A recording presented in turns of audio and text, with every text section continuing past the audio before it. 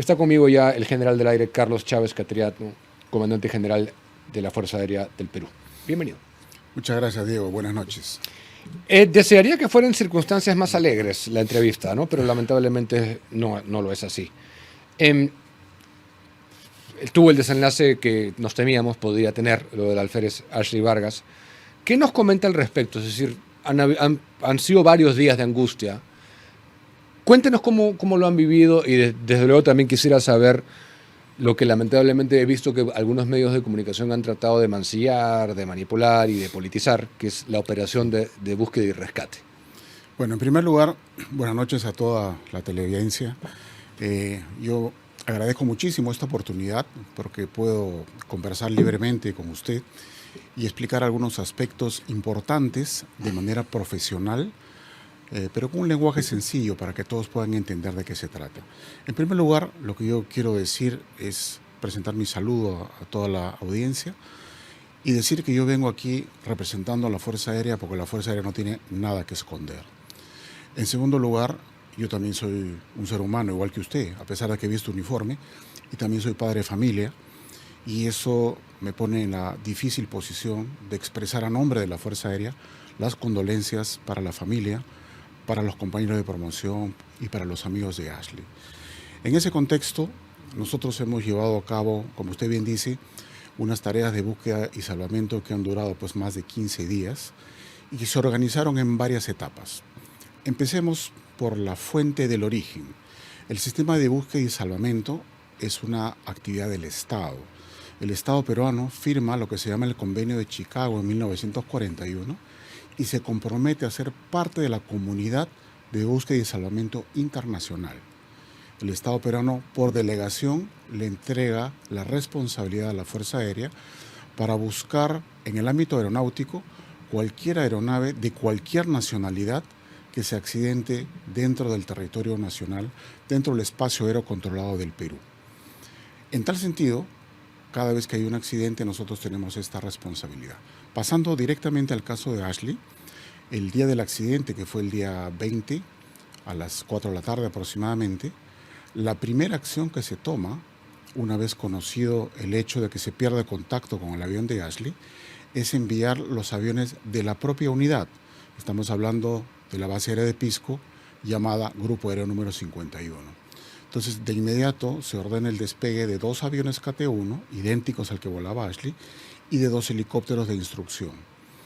Y ellos patrullan en la coordenada en la cual perdemos contacto con Ashley. Entonces, esta búsqueda se prolonga durante bastante tiempo, hasta que ya, cayó la tarde, y ya no se ubicó lamentablemente ningún indicio ni evidencia. Entonces, sobre la carta, nosotros trazamos la última posición conocida, marcada por un sistema de geolocalización llamado SkyRouter. Después explicaré de qué se trata y cómo funciona. Al día siguiente, de inmediato, enviamos unidades especializadas, aviones de exploración que tenemos nosotros con cámara hiperespectral que mide contraste por firma infrarroja, y cámara FLIR para poder volar de noche también. Enviamos 2 helicópteros, uno de ellos con capacidad de visión nocturna, y poco a poco empezaron a plegarse otras instituciones del Estado y muchos voluntarios. Al final logramos contabilizar 272 personas en esta búsqueda, la cual yo considero sin precedentes. Nunca antes tantas organizaciones se han plegado a este esfuerzo de búsqueda. Yo tengo que ser honesto en agradecer a todos aquellos que se han plegado a este gran esfuerzo para buscar a Ashley, lamentablemente con el desenlace que ya tuvimos. En relación a las informaciones tergiversadas que usted ha manifestado en otros medios de prensa, yo no he venido aquí para polemizar con ninguno. Yo solamente quisiera decirle al ciudadano del Perú que no se deje llevar por malos comentarios que lo único que quieren es desprestigiar a una institución muy seria como es la Fuerza Aérea y dando oídos a terceros que tienen versiones equivocadas sin ningún sustento técnico y mucho menos legal. Es lo único que yo le pido a los televidentes de este prestigioso programa para que se atengan de preferencia a medios oficiales, en este caso los comunicados oficiales de la Fuerza Aérea o los comunicados que pueda emitir la Fiscalía próximamente. O sea, se hizo, o sea, el mensaje que creo que es importante que quede claro, y también para tranquilidad a la familia de ella, ¿no? Es que se hizo lo que se tenía que hacer. Todo lo que se tenía que haber hecho se hizo. Sí, por supuesto. Yo, como ya dije hace un momento, agradezco profundamente la participación de otras instituciones y puedo detallar sin ningún temor a decir qué es lo que se hizo, ¿no? Nosotros pusimos 14 aeronaves al servicio de la búsqueda de diferentes tipos, entre aviones y helicópteros que pueden volar de día, de noche, con diferentes tipos de sensores electrónicos. ¿Por qué no dio resultado la búsqueda de la Fuerza Aérea? Porque nosotros no tenemos el ámbito subacuático, tenemos el ámbito aéreo. Es por eso que desde el segundo día contamos con la participación de nuestra Marina de Guerra, que finalmente fueron quienes encontraron el cuerpo de Ashley después de 16 días. Porque nuestra Marina sí tiene capacidad de búsqueda submarina. ¿En el mar?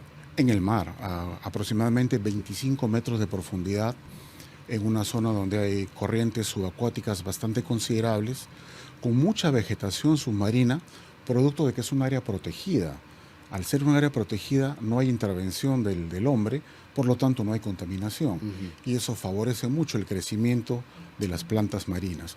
Eso es bueno para la naturaleza, pero es muy malo para la búsqueda, porque los sonares de barrido a bordo del BAP CIMIC y del BAP Carrasco no tenían pues una visión clara del fondo, pero finalmente la Dirección de Hidrografía hizo un extraordinario trabajo en mapear el fondo marino alrededor de las supuestas coordenadas de la caída del avión. Recordemos de que el avión volaba a 380 kilómetros por hora y los pulsos de geolocalización son cada 30 segundos mediante el sistema SkyRouter que ya mencioné. En los siguientes 30 segundos, el avión recorre a esa velocidad casi 4 kilómetros.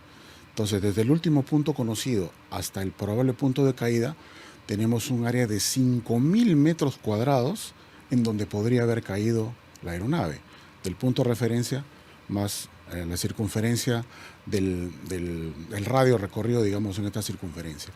Entonces, algunas personas dicen, es que no saben buscar. Otros decían, es que no están buscando lo suficiente. Otros inclusive decían, es que ni siquiera están buscando. Eso es completamente falso. Pero el grupo, esto es el grupo aéreo 51, ¿no? Correcto, sí. Ya. Este grupo aéreo ha tenido complicaciones ya en el pasado de este tipo, ¿no? De pérdida de comunicación, de ese tipo, ¿no? No. Lo que hemos tenido es un incidente similar con un alumno en vuelo solo en una aeronave llamada Tucano T-27. Es una aeronave que ya está fuera de servicio. Y esto ocurrió hace 39 años. Digamos que en casi 4 décadas no ha habido un incidente. O sea, no es algo recurrente. No es algo recurrente, absolutamente. ¿Qué va a pasar con esta base? ¿Sigue así igual? O sea, ¿qué cosa es lo que...? Porque la gente se pregunta, ¿no? Ya pasó esto, hay el precedente anterior. ¿Tiene que seguir? ¿Esto pasa en otros lados del mundo así y siguen las bases? Sí, por supuesto. O sea, es un lamentable accidente que nosotros no deseamos, nadie desea, pero hay que tener en cuenta un aspecto muy importante. La actividad aérea es una actividad riesgosa y la actividad aérea militar es más riesgosa aún, porque acá yo quiero ser muy respetuoso con los pilotos de aerolínea, pero los pilotos de aerolínea tienen una ruta predeterminada que tienen que cumplir, responsables de muchas vidas, por supuesto, pero siempre tienen un copiloto que los puede asistir. En la aviación militar, la formación y la exigencia es completamente distinta, en el entendido que al final del proceso usted debe estar en capacidad de usar el avión como arma. Los aviones militares de la Fuerza Aérea son armas. Pueden ser armas para la defensa nacional o también pueden ser armas para el desarrollo, como los aviones de transporte o los helicópteros que asisten en localidades remotas del país. De tal manera de que la actividad no puede detenerse. Lo que yo ordené como comandante general de inmediato fue la suspensión de operaciones aéreas en todo el Perú durante una semana. ¿Y por qué hice eso? En primer lugar, porque cuando ocurre un accidente y entramos en el periodo de incertidumbre, que finalmente determinó en la pérdida de una valiosa alumna de nuestra Fuerza Aérea, cuando ocurre esto se produce una conmoción. Entonces es mejor hacer una pausa y tomar un respiro. Y yo ordené por escrito que se detengan las actividades aéreas durante una semana para revisar los procedimientos operativos, para tomar exámenes, para consultar asesoría psicológica, sobre todo para los más jóvenes, que de alguna manera, por primera vez, digamos, sufran la pérdida de un compañero de una manera tan cercana. Esta semana ya pasó, de tal manera que el día de hoy, lunes, se han reiniciado los vuelos en todas las bases de la Fuerza Aérea de manera normal. En esta base en particular, evidentemente, la conmoción continúa y va a continuar quizás por algunos días más, por el hecho de que se continúan con las investigaciones, la Fiscalía está presente. Yo acá quiero hacer un paréntesis y yo agradezco sinceramente la participación de la Fiscalía, porque eso le da soporte a todo lo que yo digo en este su programa y en otros donde también me han invitado. Yo no podría de ninguna manera falsear o intentar cubrir algo con la Fiscalía a mi lado. Por eso que yo agradezco que la señora fiscal esté presente, a quien le hemos entregado, por cierto, toda la información que nos ha pedido y seguramente nos va a pedir más. La señora fiscal, asimismo, ha dispuesto la custodia de los restos del avión que hemos recuperado del mar para que las investigaciones sean perfectamente transparentes, y todos estos restos están en un hangar de la base Pisco con llave y nadie tiene acceso más que la Fiscalía y los miembros de la Junta de Investigación. Esto es algo que tenemos que hacer. Cuando la Junta de Investigación investiga un accidente, el propósito no es encontrar a un culpable para fusilarlo. El propósito es encontrar la causa del accidente para que no vuelva a ocurrir, porque la Fuerza Aérea tiene que seguir volando. El propósito entonces es determinar exactamente qué fue lo que pasó, que no lo sabemos todavía, para que se tomen medidas correctivas, porque siempre hay algo que se puede mejorar, con el único propósito de evitar que vuelva a ocurrir en el futuro. O sea, no se sabe hasta ahora qué cosa ha fallado, cuál fue No, hay varias teorías. Pero ella pudo salir de su asiento o fue allá en su asiento. Ella fue allá al fondo del mar, enredada entre los restos del avión. Aquí hay que tener en cuenta que la aeronave impactó con el agua a esa velocidad, 380, 400 O sea, kilómetros eso sí es por un hora. hecho, que la aeronave se estrelló. Es un hecho por el nivel de destrucción de las partes. Si el avión hubiese, digamos, intentado acuatizar, como ocurrió con aquel avión en el río Hudson, en Nueva York, el avión hubiera hecho eso, hubiera acuatizado y se hubiera hundido, digamos, entero o casi entero. Pero eso no ha ocurrido. Cuando empezaron a aparecer las primeras partes en la playa o en las algas, confirmamos que el avión había caído en el agua. Y ¿Quiere decir que explota el avión? Explota. Recordemos que a esa velocidad la superficie del agua o la superficie de la tierra tienen la misma dureza. Dura, claro. Claro, entonces hay una fórmula muy simple, que es masa por velocidad cuadrada, eso nos da energía Le pregunto cinética. porque hubieron otras versiones de que ella había machucado el eject y que había salido del asiento y se le había trabado. No, esas versiones probablemente son parte de las presunciones que han ido corriendo durante todos estos días en diferentes medios, no especializados, por supuesto. Yo respeto las opiniones de todos los ciudadanos, pero tengo que ser enfático en que no podemos adelantar juicio cuando las investigaciones recién han comenzado. Entonces, lamentablemente, hemos perdido una compañera valiosa. Nosotros vamos a guardar el debido respeto por la memoria de Ashley, a quien admiramos mucho porque era la número 1 de su promoción. Espada de honor. La señora presidenta le entregó la espada por sus altas calificaciones. Ella estaba terminando su fase de calificación como piloto militar y después tenía que entrar a un proceso de selección. Todos sus compañeros, que eran un total 19 en esta promoción, tienen que hacer todos ellos su vuelo solo igual, y lo van a hacer, porque es parte de su formación como pilotos militares. O sea, ese vuelo que ella estaba realizando era que una prueba para acceder. Su último vuelo para calificarse como piloto militar. El día anterior había hecho el mismo vuelo con un instructor, y ese es su examen final. El instructor la califica como apto, listo para vuelo solo. Entonces hace su vuelo solo, que es su vuelo de graduación. Entonces al día siguiente ella va a hacer... ¿Cómo monitorean qué? ¿Por radar? Sí, por supuesto, mediante el Sky Router. Ahorita voy a explicar eso. Entonces al día siguiente iba a ser acreditada como piloto militar. Cuando todos sus demás compañeros terminaran de hacer sus vuelos solos respectivamente, entraban a un proceso de selección de acuerdo a sus calificaciones, tanto en la instrucción en tierra como en la instrucción en el aire. Todos ellos califican como pilotos militares. Los que no califican como piloto militar ya fueron separados del proceso antes de. Pero todos los que se gradúan como pilotos militares entran a un nuevo proceso de selección con sus calificaciones, como ya dije, para escoger entre los que van a ser pilotos de caza, los que van a ser pilotos de transporte y los que van a ser pilotos de helicóptero. Todos ellos calificados igualmente como pilotos militares.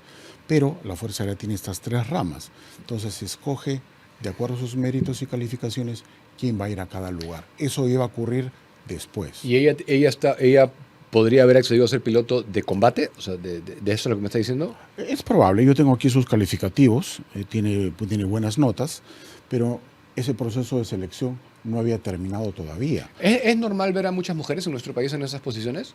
En realidad, nosotros hemos aperturado las puertas de la Fuerza Aérea para todas las especialidades. Tenemos pocas mujeres pilotos, pero sí tenemos. Y tenemos en todas las demás especialidades, tanto entre oficiales como entre técnicos y suboficiales. No existe ninguna discriminación ni limitación alguna. Sí. A veces hay preferencias, ¿no?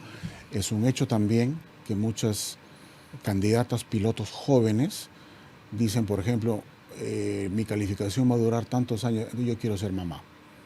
Y escogen ser madre de familia y dejan de volar. Pero tenemos pilotos mujeres que son madre de familia y siguen volando. Claro, me parece Por maravilloso. supuesto, entonces por eso decía yo que a veces es una cuestión de decisión o escogen una Claro. opción o la otra. Era una curiosidad. Ahora, ¿se sabe qué ha arrojado la autopsia? No hemos tenido nosotros acceso a esa información porque es una diligencia de la Fiscalía. Lo que sí podemos decir es que la diligencia empezó a las 2 de la mañana y terminó casi a las 12 de la noche del mismo día, ¿no? Ha tardado muchas horas.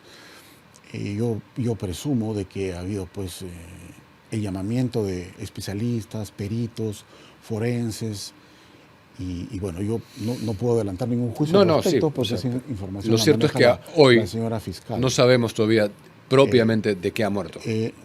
Bueno, O sea, sí, sí yo lo sé, pero me refiero a lo que arroja la autopsia. sí yo sé el resultado final, pero no tengo ninguna copia, porque no me corresponde tenerla, porque la Fiscalía Pero ¿ha visto?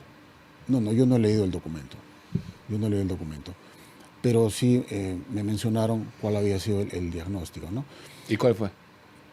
Preferiría no decirlo No lo puede decir. en cámaras. Pero lo que sí es cierto es que la Fiscalía, a su vez, está conduciendo una investigación porque finalmente se ha perdido una vida humana. Nosotros estamos haciendo una investigación de carácter técnico, del accidente para atrás. La Fiscalía va a investigar ahora del accidente para adelante, con sus recursos y sus peritos técnicos también, para determinar si hay o no alguna culpabilidad.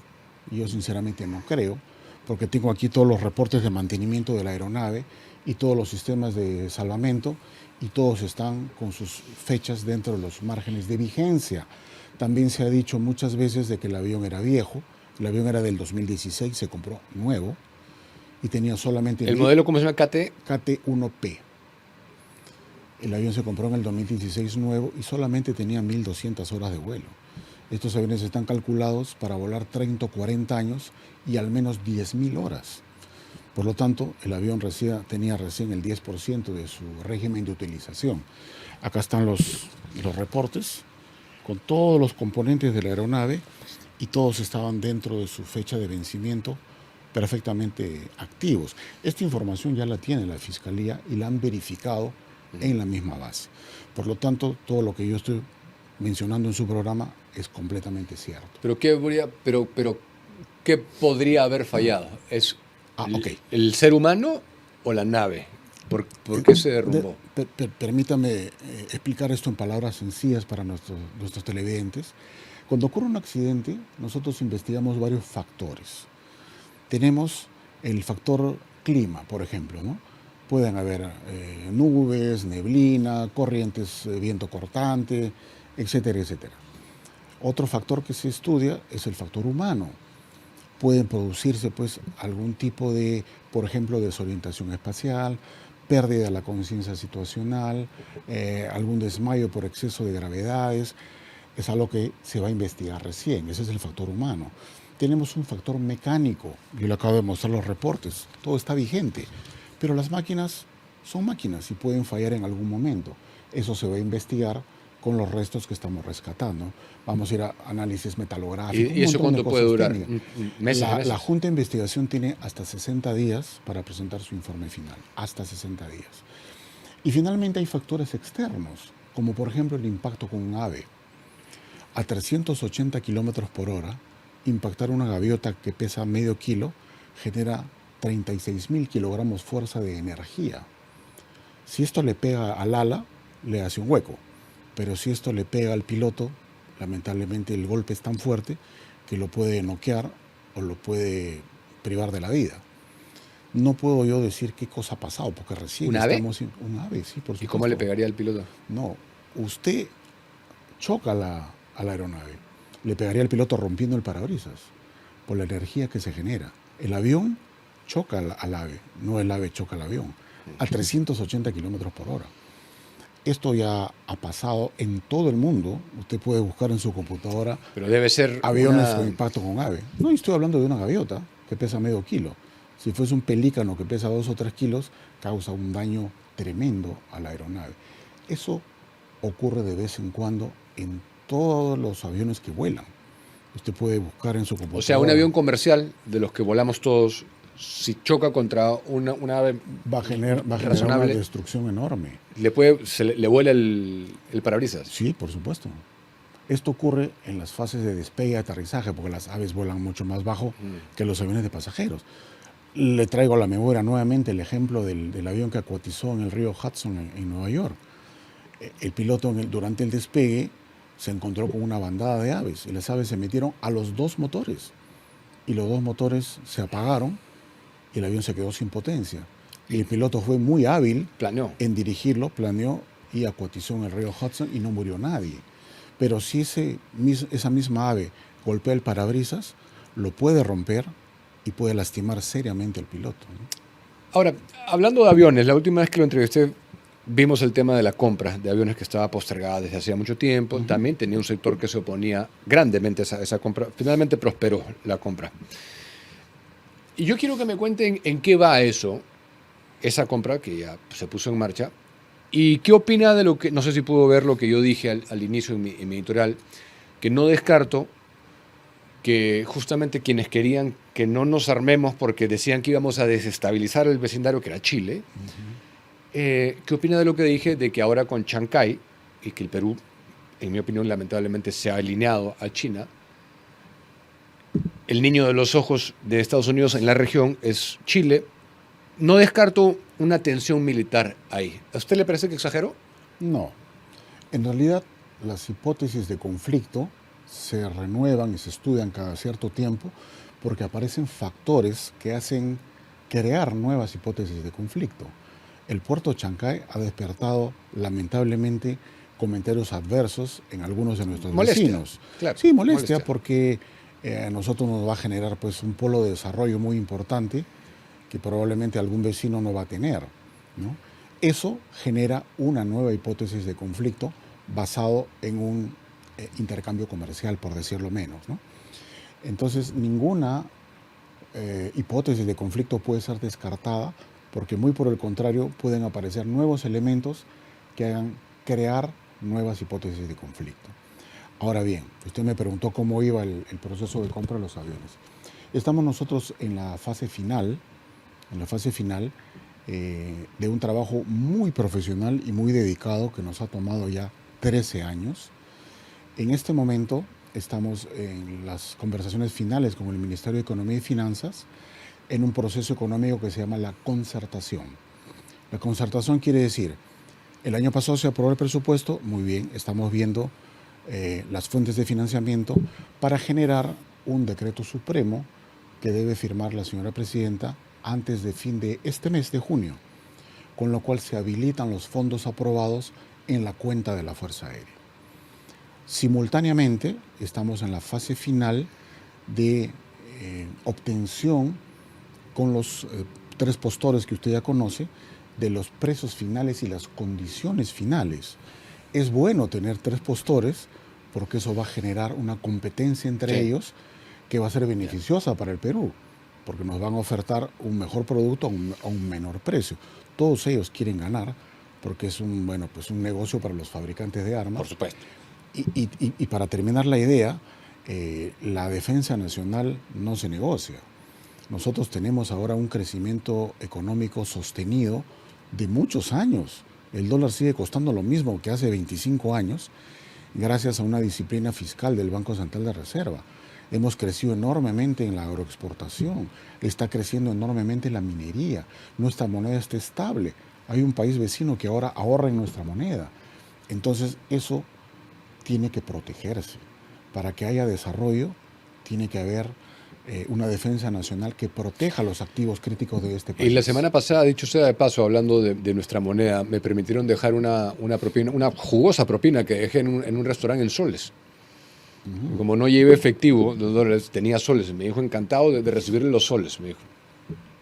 Le di soles. Bueno, eso demuestra que nuestro país... En la Argentina de Milei, nada más. Ajá. Pero, una vez terminado toda esa serie de procedimientos que usted nos está explicando, con el MEF, etcétera, recién comienzan a sentarse con el fabricante a decirle las especificaciones de la nave. No, eso ya se hizo. Ahorita estamos en la etapa de consultas. Y entonces el fabricante nos está preguntando, ¿y este reloj cómo lo quieres? ¿Grande, chiquito, digital o como decías? Porque los aviones se hacen a pedido. La fábrica tiene un estándar, pero cada país escoge lo que mejor le conviene, adaptado a sus necesidades particulares. Entonces, voy a dar un ejemplo, ¿no? El avión es capaz de llevar tanques de combustible adicionales. Unos van colgados bajo las alas y otros van adosados al lomo del avión. Cada uno tiene un precio.